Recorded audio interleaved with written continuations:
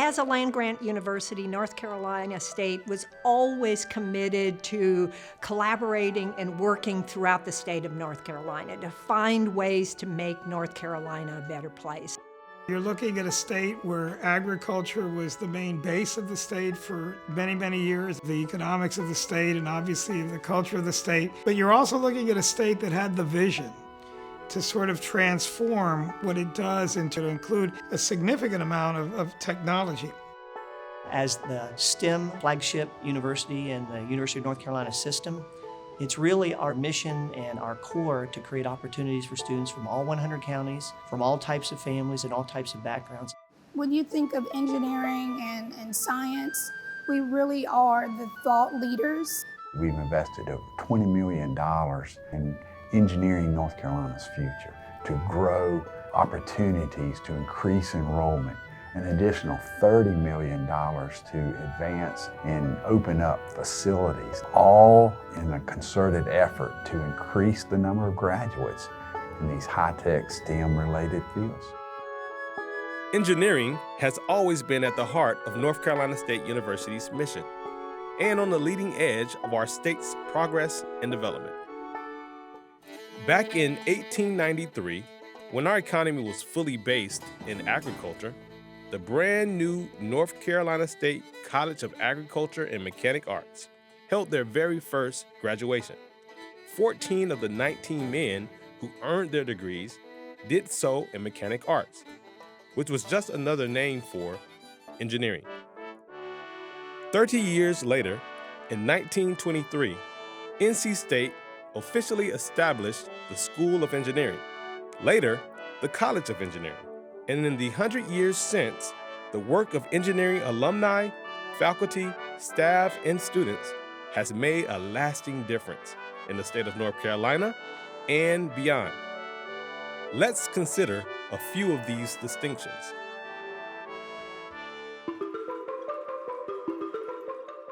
We are the first nuclear civilian reactor in the world. In 1949, some of the visionaries of this campus decided that they want to build a nuclear reactor.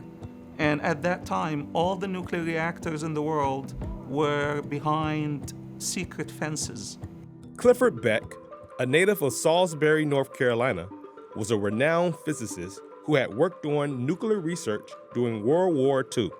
Dr. Beck came from Oak Ridge National Laboratory in Tennessee to work on the first nuclear reactor at NC State. There were no textbooks, and the first students were Air Force officers. They associated themselves with a program launched by President Dwight Eisenhower called Atoms for Peace. And they wanted to show the world that nuclear is useful, nuclear is safe, and that we can actually take it to the level of serving progress needs of society. The water itself is about 20 feet above the core of the reactor. Water, this is normal water, just like the water we drink, but this water does three things. It cools the reactor.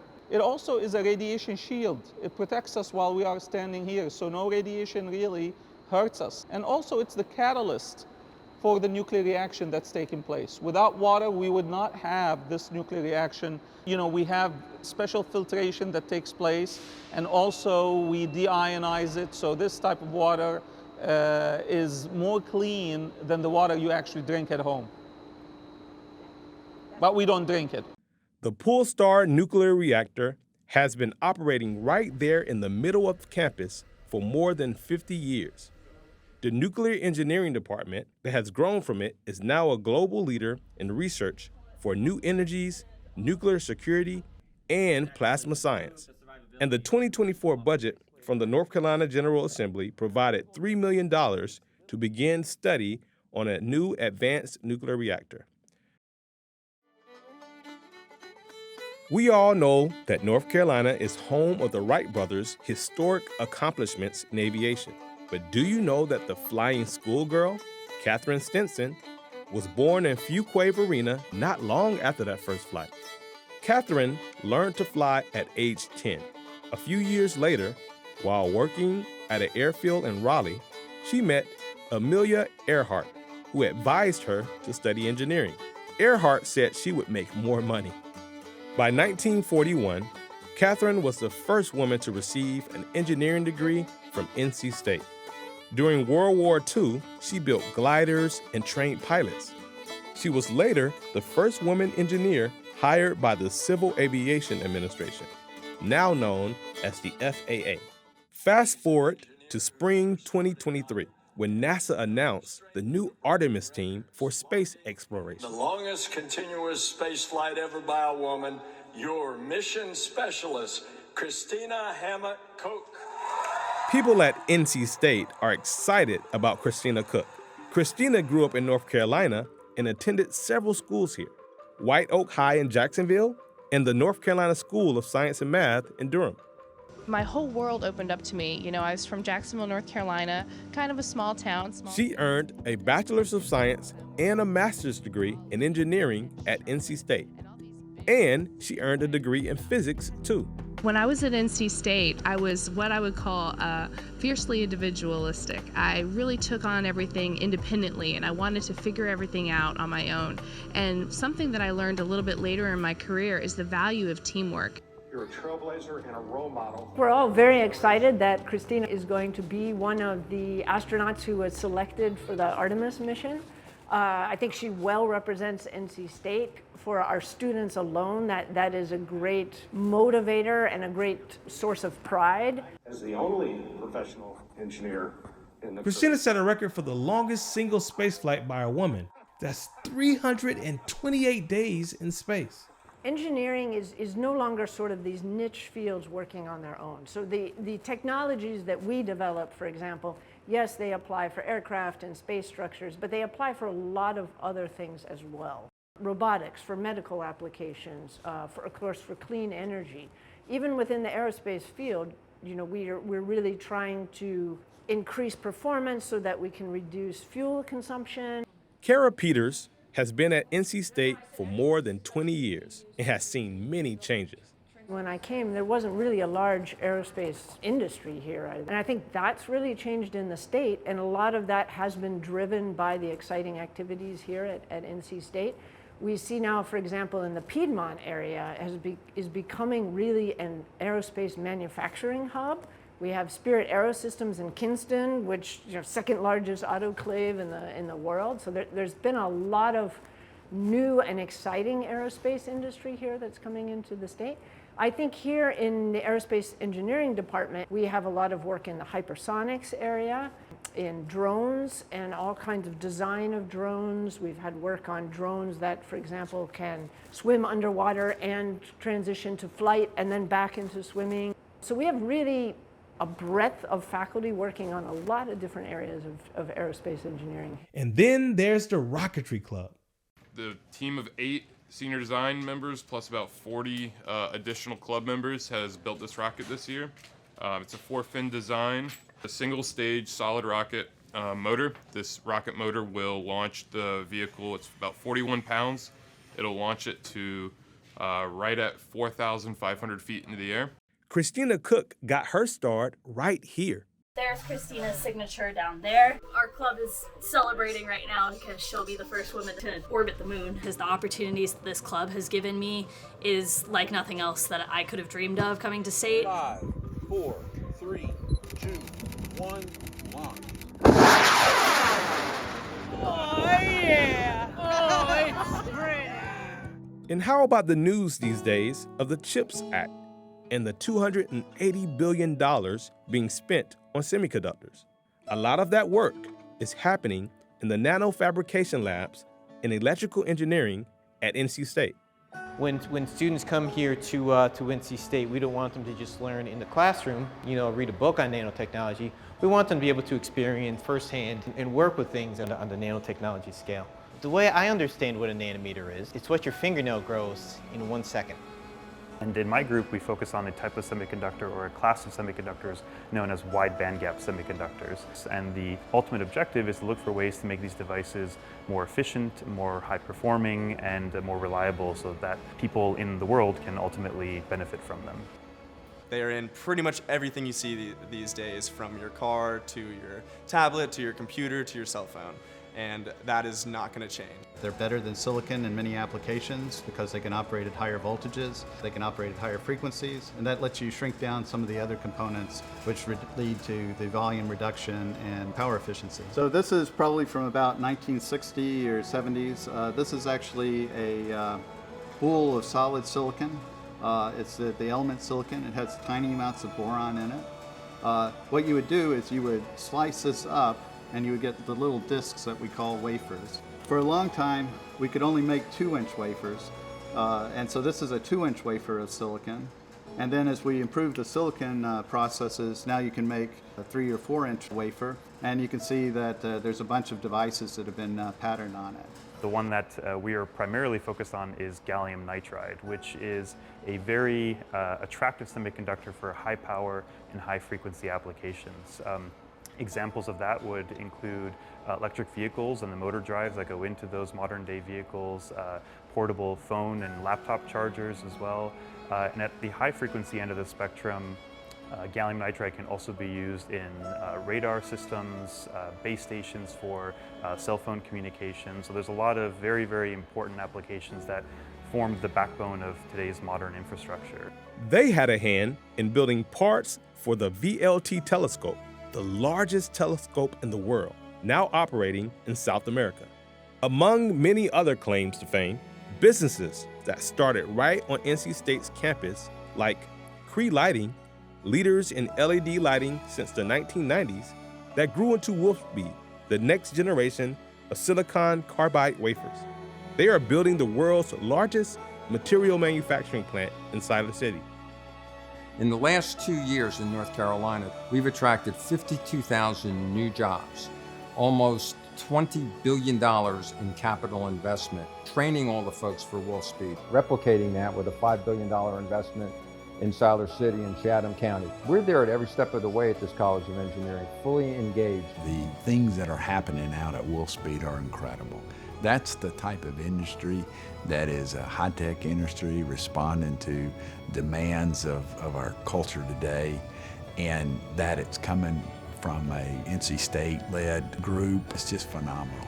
In fact, Wolfspeed is partnering with North Carolina Community College and North Carolina A&T, an HBCU that produces more black engineers than anywhere in the country to train workers and build that pipeline. North Carolina has built more than 18,000 bridges in the past 100 years, and NC State's civil, construction, and environmental engineers have been testing them. 3, 2, 1, fire. Their work was essential in replacing the 50-year-old Bonner Bridge on the Outer Banks. The Constructive Facilities Laboratory is leading the country in earthquake engineering research, working regularly in Alaska. And how about the Freedom Center, engineering a smarter power grid? We envision the farmer having solar panels on his farm, which coexists with the farm equipment and the farm animals. The farmer then becomes a micro-utility by himself. In the 1960s, NC State engineers were instrumental in developing Research Triangle Park. The Triangle, when it began, did it on a principle of having forward long-range planning. Well, all one has to do is ride through there now and see that the buildings sit among the trees and the grass is very beautiful in there. You know, when I think about the vision of those individuals that started talking about creating RTP, a world-class research park, you think about 60 plus years ago, in a state that was basically dominated by agriculture, and these individuals had the vision to say, we want to create one of the leading research parks in the world here. It was really driven by the universities in this area, NC State being a critical part of that, of course, with Chapel Hill and with Duke defining the triangle. That transformed this state. It really did. I don't think anybody who comes here doesn't get a sense of that history. In recent years, engineering departments have moved onto Centennial Campus, home of the very high-tech James B. Hunt Library. In the summer of 2020, they opened Fitz Willard Hall, which features classrooms and labs with engineering on display. Oh, okay. All right, I'm bigger than a well now. Did you just make right here at Fitzwillard Hall on the Centennial campus, there's a place where they are developing new virtual reality tools to enhance teaching and learning, and even things like medical care. And obviously the well was much bigger than me, but now I'm scaled up, and the well is small, so... I think that is exactly what we want, those questions we want to ask the students that experience this environment, to see if they'd be able to answer that question. The idea is to use Scale World for education. The team is currently working with STEM students at a middle school in Wake County.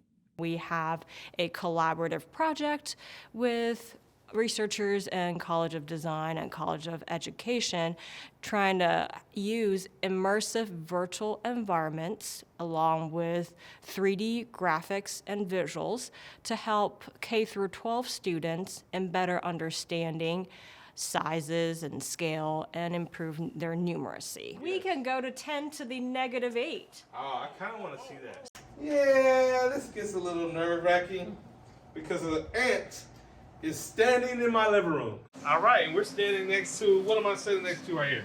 We call this Solar Pack Experimental, which is our EV conversion car that we use for various event purposes and competition. Competitions like the Formula Sun Grand Prix, which showcases solar cars designed and built by students from dozens of colleges around the world.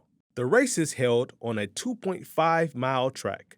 In the summer of 2022, the team from NC State brought home a trophy for the fastest lap, 3 minutes and 1 second.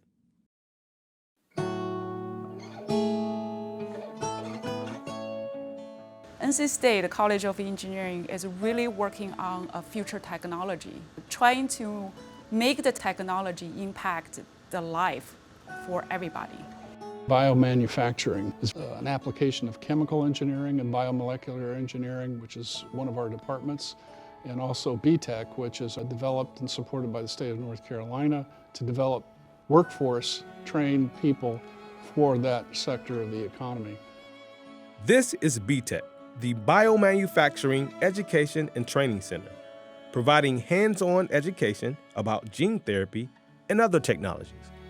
And this is the Assist Center, building wearable healthcare monitors. Biomedical engineers are currently using 3D printers to make microneedles that deliver life-saving treatments in opioid overdoses. And they are building new rehabilitation devices in a program called ClearCore.